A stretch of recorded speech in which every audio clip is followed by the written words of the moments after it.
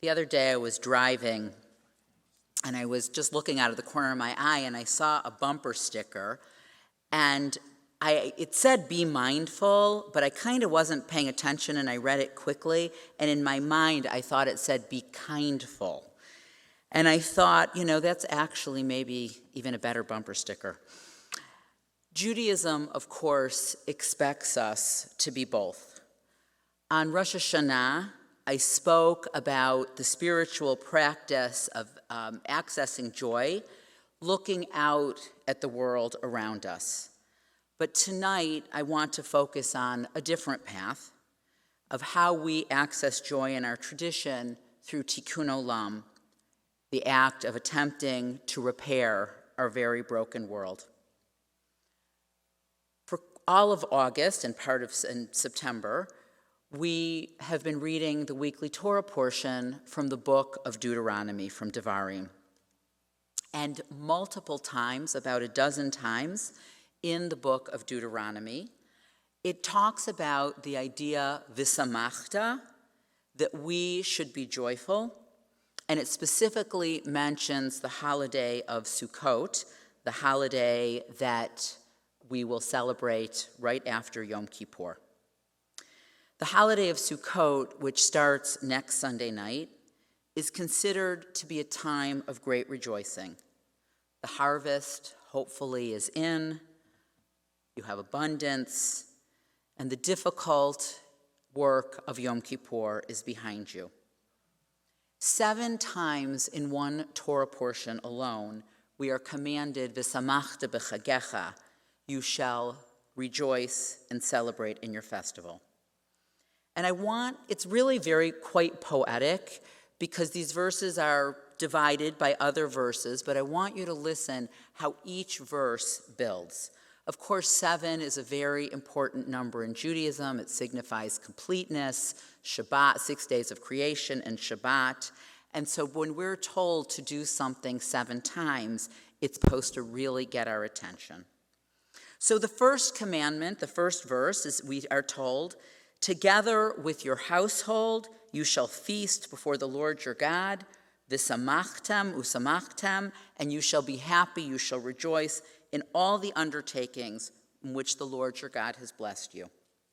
Several verses later it says, and you shall rejoice before God with your sons and your daughters, with your male and female slaves, along with the Levite in your settlement, for he has no territorial allotment among you.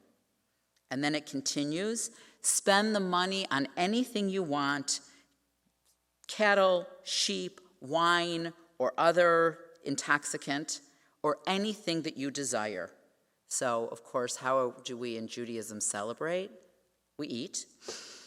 And you shall feast there in the presence of your Lord, your God, and rejoice with your household.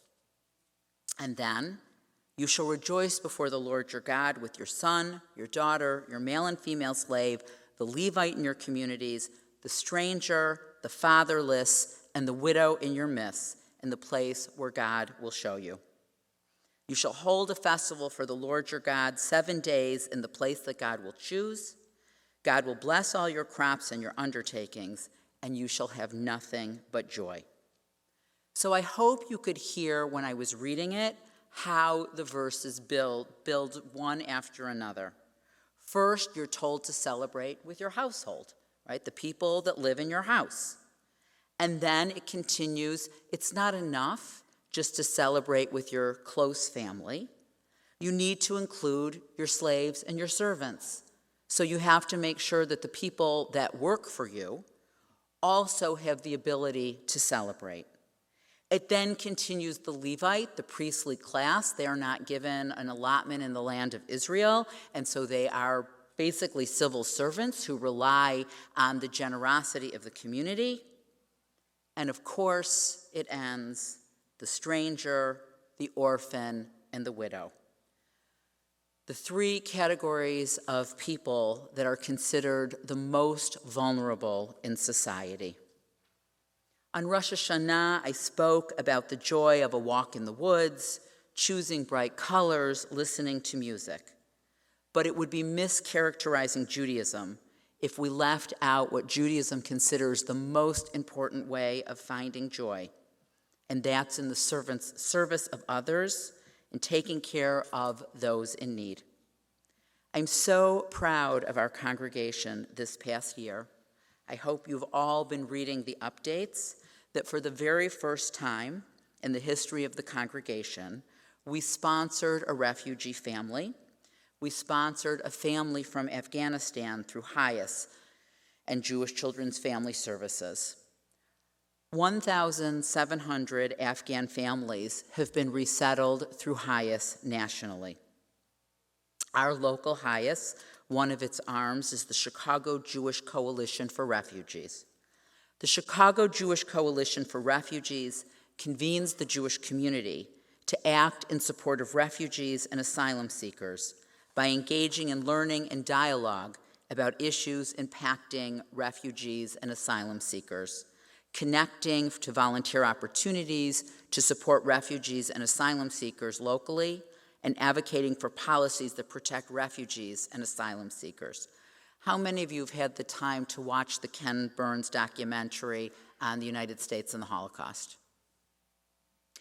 It is a very painful 6+ hours, but I recommend it very strongly.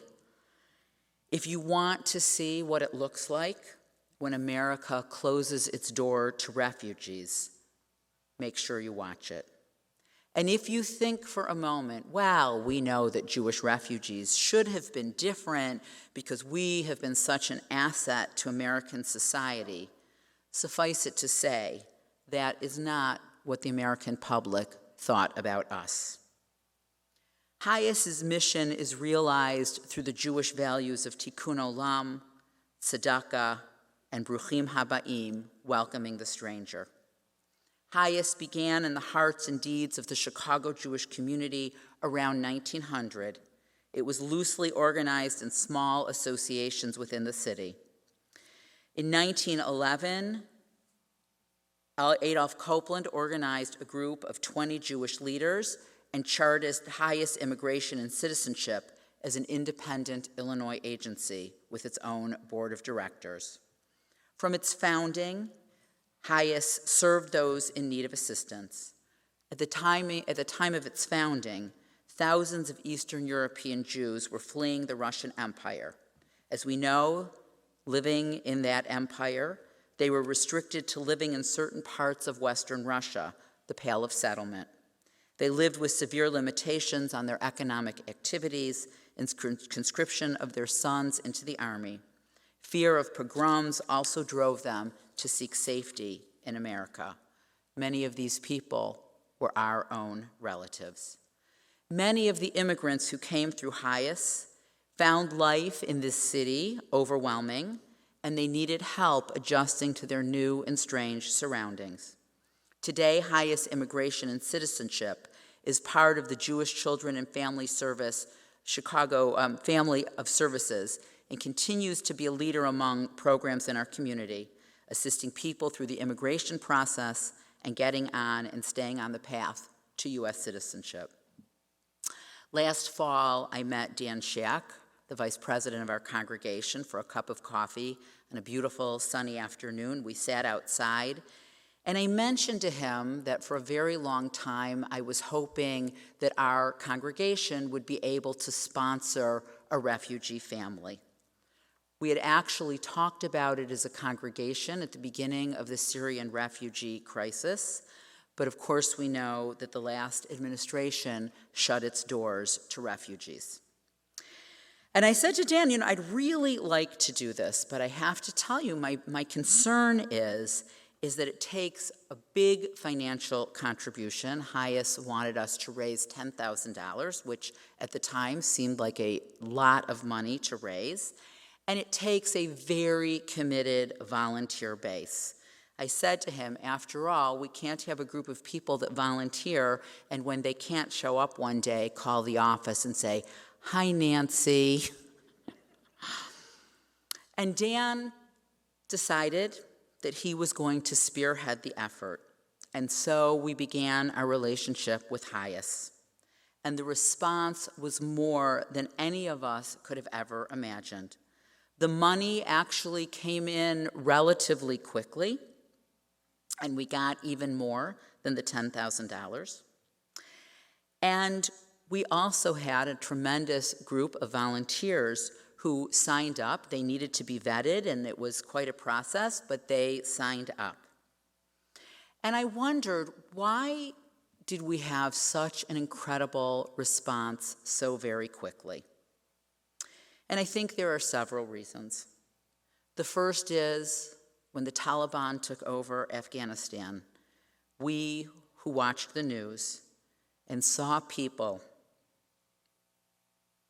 willing to hang from the wings of a plane as it was taking off to escape the Taliban, and we saw the desperate situation, we naturally wanted to help. And many people said to me, the other reason is that our ancestors were refugees, our parents, grandparents, great-grandparents, and the fact that there was somebody here to help them, we wanted to be able to pay it forward. But I think that there is something else, something about the Jewish community that I think would actually surprise non-Jews, but I really believe this is true. I think that there is an incredible appeal in helping Muslims. I think we see this as the deepest interfaith work that we could possibly do. There was so much to do, and I want to offer a big thanks to our volunteers. And I'm a little nervous because I'm going to mention names, and I sent this around to several people in the hope that I didn't miss anybody, and so I apologize in advance if I left your name off, and I hope because it's Yom Kippur, you will forgive me. We had very short notice when the family arrived, and we were actually, Am Yisrael was actually the first synagogue that sponsored a family from Afghanistan. And so there was an incredible scramble to set up the apartment.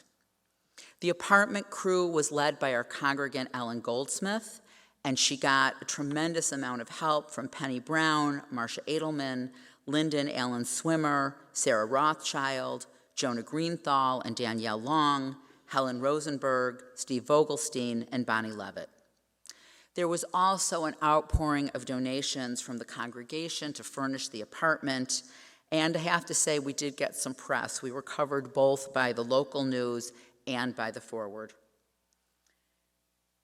The challenges, if you had a chance to hear any of our volunteers speak about this, was beyond what any of us, the challenges that any of us imagined.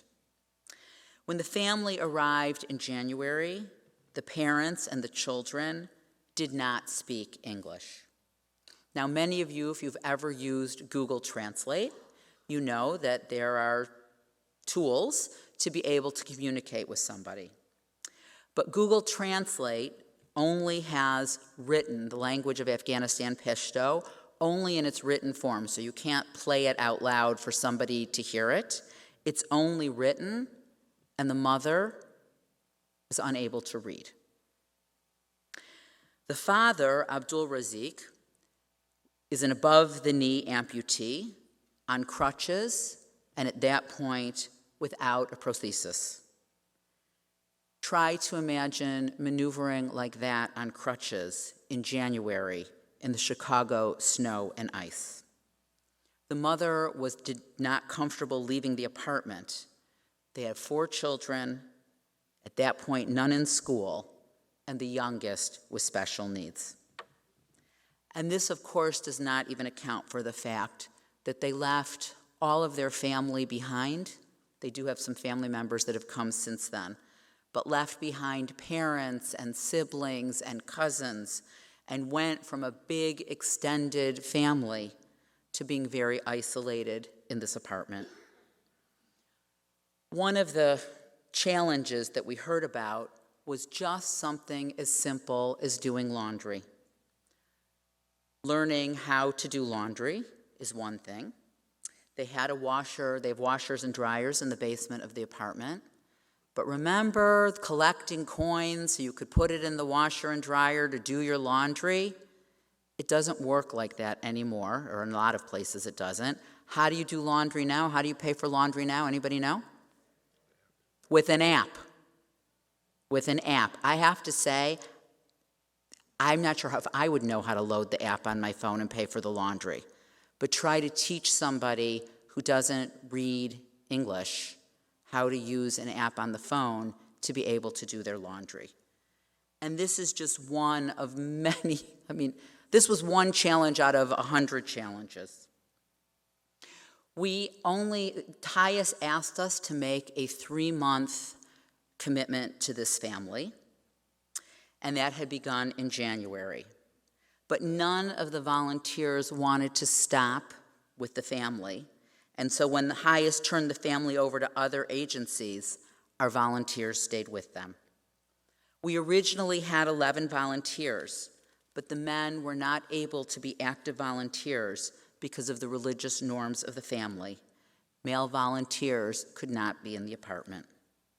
That left 7 female congregants who shouldered most of the work. All these volunteers visited the family, accompanied them on outings.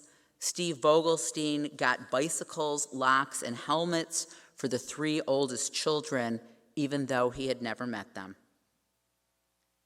At one point, we set up a meal train, and many congregants responded to that as well.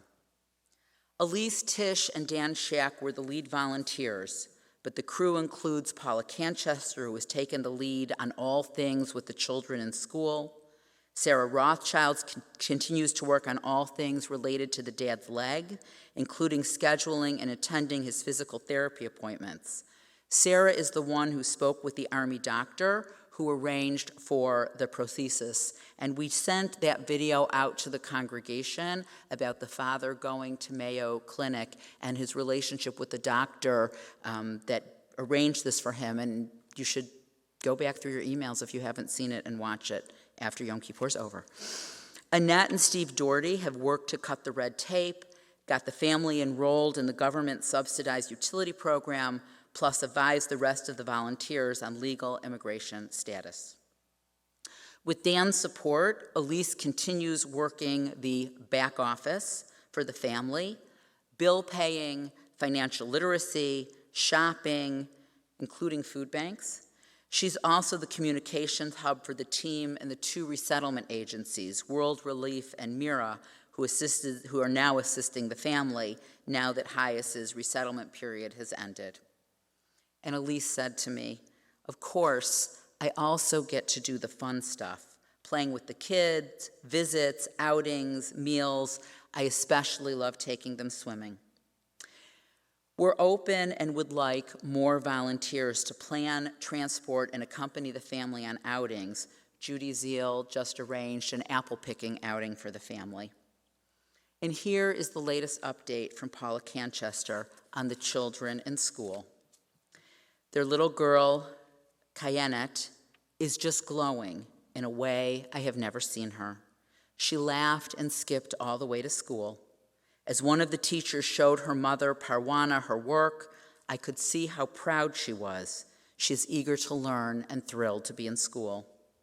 Rala is also quite effusive about school. His homeroom teacher told us that he is understanding more and more each day and is generally able to do the work. He sits next to another Pashto speaker who often relies on him to explain what is happening. His teacher happened to mention that she speaks Urdu. Well, the mother is a fluent Urdu speaker, so Mrs. Khan was able to explain the daily routine to the mother in Urdu. Amir continues to be a strong student.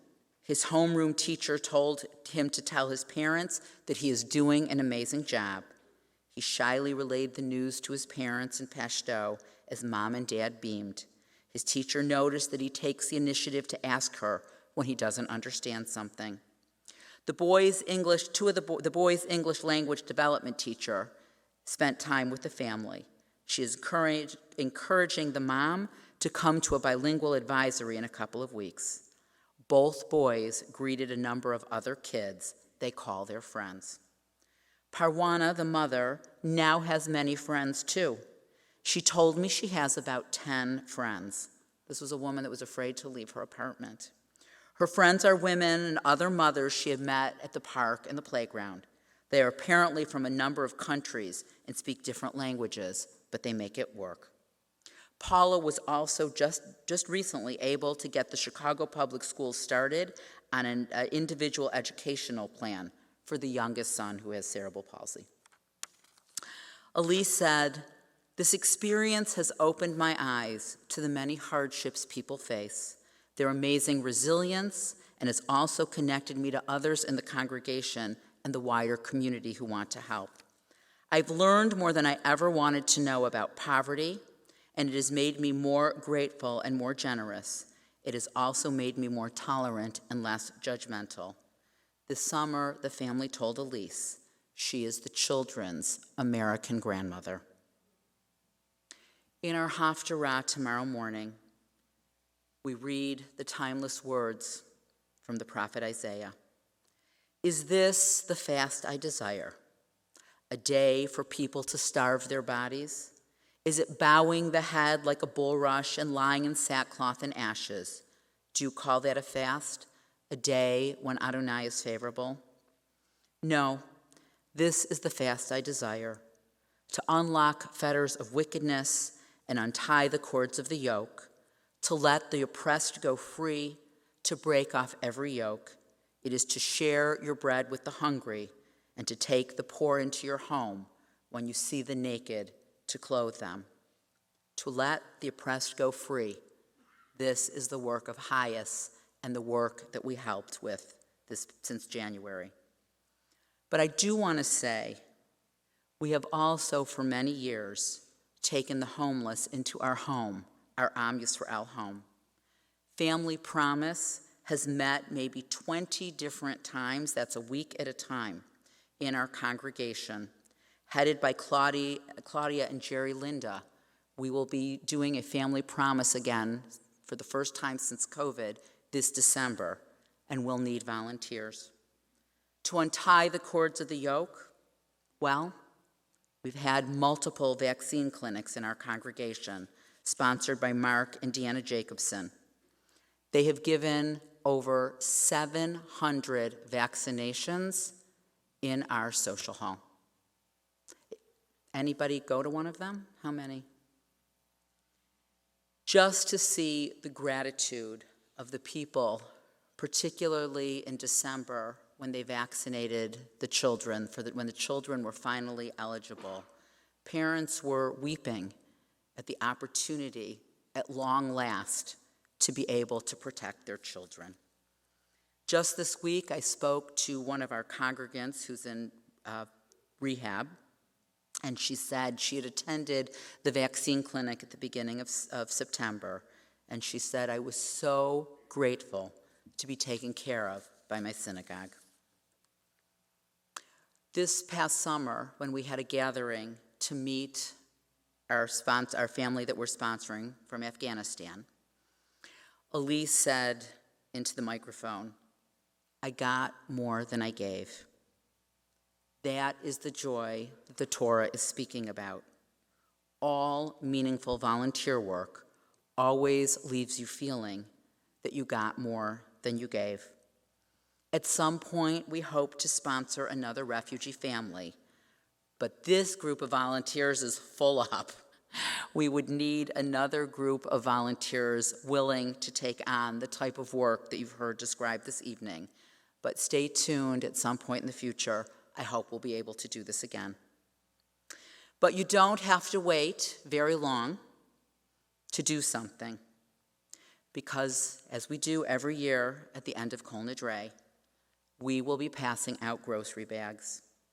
There is an immediate need for the Ark's pantry for food, and you can take these bags home with you this evening, fill them up, and bring them back to the congregation. We will have the container where we store them in the parking lot of the synagogue until Friday, October 28th. V'samachta. To create a life that is joyful, you must help those in need. The end of our Haftorah tells us, when you do that, then shall your light burst forth through the dawn, and your healing spring up quickly. If you offer your compassion to the hungry and satisfy the famished, then your light shall shine in darkness, and your gloom shall be like the noonday.